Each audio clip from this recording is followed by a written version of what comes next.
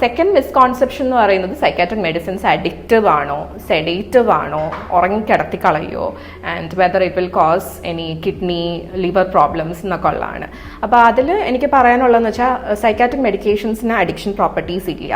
ഒരു certain group of medicines ഉണ്ട്, ബെൻസോഡയസപ്പീൻസ് എന്ന് പറയുന്ന which common man term as sleeping pills. അതിന് നമ്മൾ ചെറിയൊരു അഡിക്ഷൻ പ്രോപ്പർട്ടി ഉണ്ട്. പക്ഷെ അത് നമ്മൾ ഒരിക്കലും ഒരു സൈക്കാട്രിസ്റ്റ് ലോങ് ടേം പ്രിസ്ക്രൈബ് ചെയ്യാറില്ല. ഒരു നിശ്ചിത കാലയളവിൽ മാത്രം അത് പ്രിസ്ക്രൈബ് ചെയ്ത് നമ്മൾ സ്റ്റോപ്പ് ചെയ്യാണ് ചെയ്യുന്നത്. പക്ഷേ what patients tend to do is ഒരു സൈക്കാട്രിസ്റ്റിന്റെ ഫോളോ അപ്പ് ഇല്ലാതെ അവർ തന്നെ കഴിക്കും. അപ്പോഴാണ് അത് അഡിക്ഷനിലോട്ട് മാറുന്നത്. അപ്പോൾ ഒരു പ്രോപ്പർ ഫോളോ അപ്പിൽ ഒരിക്കലും ഒരു സൈക്കാട്രിക് മെഡിസിൻസും അഡിക്ഷൻ ഉണ്ടാക്കുകയില്ല. So another common myth is psychiatric medicines തുടങ്ങിയാൽ നമ്മുടെ കിഡ്നി ലിവർ ഇതൊക്കെ അടിച്ചു പോകുമോ എന്നുള്ളതാണ്.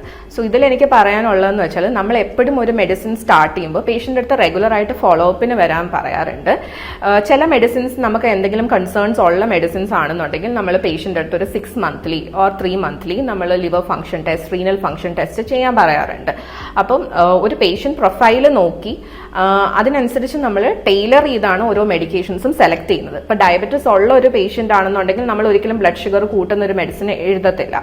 So depending upon patient profile we select the medications and we ask the patient to come for regular follow up and correct ആയിട്ടുള്ള blood ടെസ്റ്റുകൾ ചെയ്യുകയും ചെയ്യും.